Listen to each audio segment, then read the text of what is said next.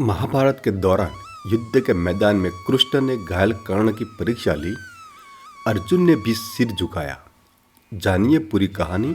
जब कर्ण युद्ध के मैदान में घायल हो गए थे और अर्जुन उनका उपहार कर रहे थे, तब श्री कृष्ण ने कहा था कि कर्ण न केवल एक वीर है बल्कि एक दानवीर भी है।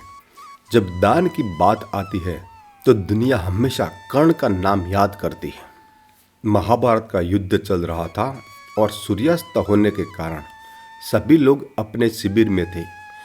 उस दिन अर्जुन ने कर्ण को हरा दिया था, इसीलिए वह अहंकार से भर गया, अपनी वीरता पर घमंड करने लगा और कर्ण से नफरत करने लगा। श्री कृष्ण ने कर्ण की प्रशंसा की। यह देखकर श्री कृष्ण ने कहा, पार्थ, कर्ण सूर्य पुत्र है। तुम उससे तभी जीत सकते थे जब तुमने उसका ढाल कुंडल मांगा था, अन्यथा उसे कोई नहीं हरा सकता था। कर्ण वीर ही नहीं बल्कि वो दानवीर भी है। उसके जैसा दानी न तो कोई हुआ है और न ही कोई होगा। कर्ण की प्रशंसा सुनकर अर्जुन सहन नहीं कर सके और तर्क वितर्क करके उसकी उपेक्षा करने लगे। श्री कृष्ण अर्जुन का इशारा समझ गए और बोले, हे अर्जुन, कर्ण अभी भी युद्ध भूमि में घायल अवस्था में पड़ा है। तुम चाहो तो उसकी दानवीरता की परीक्षा ले सकते हो। कृष्ण और अर्जुन ने कर्ण की परीक्षा ली।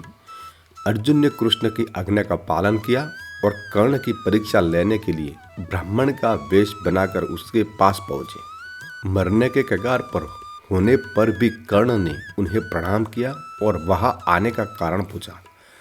श्री कृष्ण ने कहा, राजन, हम यहाँ भिक्षा मांगने आए हैं, कृपया हमारी इच्छा पूरी करें। कर्ण थोड़ा झिझका और बोला, हे भूदेव, मैं युद्ध भूमि में घायल होकर मरने की प्रतीक्षा कर रहा हूँ। मेरी पूरी सेना भी मर चुकी है, अब मैं आपको क्या दूं? श्री कृष्ण ने कहा कि राजन, हमें खाली हाथ लौटना पड़ेगा, लेकिन अगर हम खाली हाथ लौटेंगे तो आपकी बदनामी होगी और लोग आपको एक अधर्मी राजा के रूप में याद करेंगे। ऐसी स्थिति में भी कर्ण ने कृष्ण को भिक्षा दी।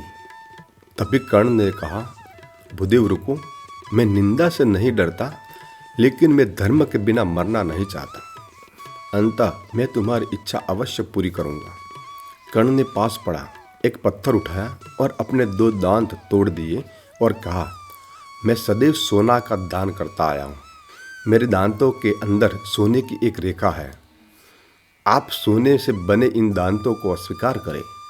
श्री कृष्ण ने कहा, राजन, हम यह सोना स्वीकार नहीं करेंगे, क्योंकि यह सोना जूठा है और इस पर खून लगा हुआ है।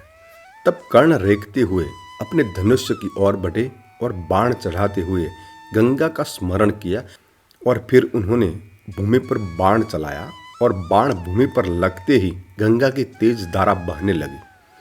कर्ण ने उसे जलधारा में अपने दांत साफ किए और यह कहते हुए दे दिया कि हे प्रभु, अब यह सोना जूठा नहीं बल्कि शुद्ध है, कृपया अब स्वीकार करें। श्री कृष्ण ने कर्ण को दर्शन और मोक्ष दिया। अर्जुन और श्री कृष्ण अपने वास्तविक रूप में प्रकट हुए और कर्ण इससे प्रभावित हुए। तब श्री कृष्ण ने उसे आशीर्वाद देते हुए कहा, कर्ण, जब तक यह पृथ्वी रहेगी तब तक तेरी दाने की स्तुति होती रहेगी। तेरी यह बाण गंगा युगों युगों तक तेरा यश गाएगा और इसे देखकर तुझे मोक्ष की प्राप्ति होगी। यह सब लीला देखकर अर्जुन भी कर्ण के सामने झुक गए।